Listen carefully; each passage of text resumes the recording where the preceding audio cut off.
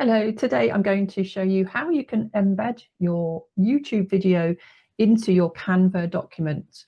So it's very quick and easy. You come over to the left, come all the way down to apps, and you might have to search for it, and you can just type in embed.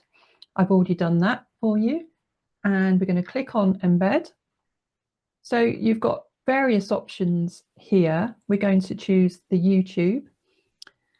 So what I'm going to do is just delete out of there, come back over here, put in my YouTube link, add to design, and here you go.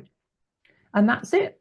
And you can then just work on what your design around the video. And that's the end of my tutorial on how to embed the YouTube video into Canva.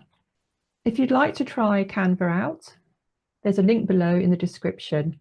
And if you found this video useful, please subscribe to my channel. Thank you, and I'll see you in the next video.